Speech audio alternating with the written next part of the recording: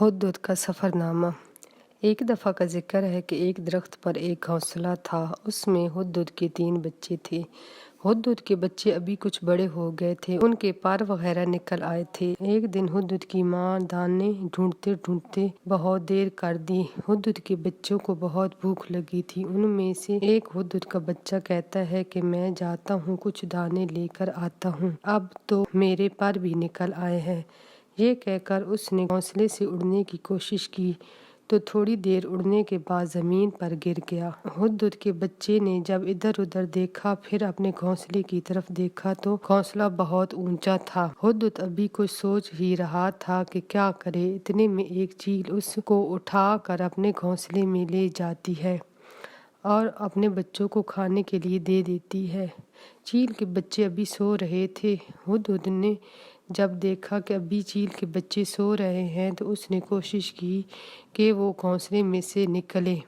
اس کو بہت ڈر لگ رہا تھا، مگر اس نے ہمت کی اور گھونسلے سے باہر نکلا تو اس نے دیکھا کہ چیل اوپر والے درخت پر بیٹھی ہے۔ آہستہ آہستہ پتوں کے نیچے سے گزرتے ہوئے وہاں سے نکل آیا۔ اب رات ہو گئی اور بارش بھی شروع ہو گئی۔ ہدہد سردی سے کانپنے لگا۔ اتنے میں ایک جگنو وہاں آیا اور ہدہد کو اپنے گھر لے گیا۔ جگنو کے والدین اور بہن بھائی سب ہدہد کے پاس بیٹھ گئے، جس سے ہدہد کی سردی کچھ کم ہوئی اور وہ سو گیا۔ صبح اٹھ کر اس نے جگنو اور اس کی فیملی کا شکریہ ادا کیا اور وہاں سے نکل آیا۔ اب تھوڑا تھوڑا سا اڑ کر ایک درخت کی شاخ پر بیٹھ گیا۔ وہ اداس تھا کہ ایک الو کی آواز آئی کہ تم اداس کیوں ہو؟ تو ہدہد کہتا ہے کہ میں اڑ نہیں سکتا۔ تو الو کہتا ہے کہ نہیں، تم اڑ سکتے ہو، مگر تمہارے اندر ڈر ہے کہ میں گر جاؤں گا۔ چلو اب اڑنے کی کوشش کرو۔ تو ہدہد ایک شاخ سے دوسری شاخ پر اڑتے اڑتے بیٹھ گیا۔ پھر الو کہتا ہے پھر دوسرے درخت پر کوشش کرو جانے کی۔ تو ہدہد ایک درخت سے دوسرے درخت پر اڑ کر جانے لگتا ہے۔ پھر ہدہد ہوا میں اڑنے لگا اور اپنا گھونسلہ ڈھونڈنے لگا، مگر اس کو نہیں ملا۔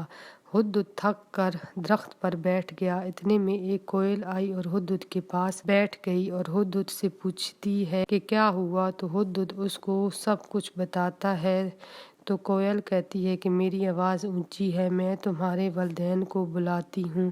پھر کوئل آواز دیتی ہے تو کچھ دیر میں ہدہد کے والدین آ جاتے ہیں اور ہدہد کو اپنے ساتھ گھونسلے میں لے جاتے ہیں۔ پھر ہدہد کے والدین اور اس کے بہن بھائی اس سے پوچھتے ہیں کہ تم کہاں گئے اور کیا دیکھا؟ تو ہدہد اپنا سارا سفر نامہ ان کو سناتا ہے اور کہتا ہے کہ اس سفر نامے میں میں نے بہت کچھ سیکھا۔ میں نے چیل کے گھونسلے میں ڈر کا مقابلہ کرنا سیکھا، جگنو سے مل جل کر کسی کی جان بچانا سیکھا، الو سے دوسروں کو ہمت دینا سیکھا، کوئل کی آواز سے کسی کی مدد کرتے دیکھا۔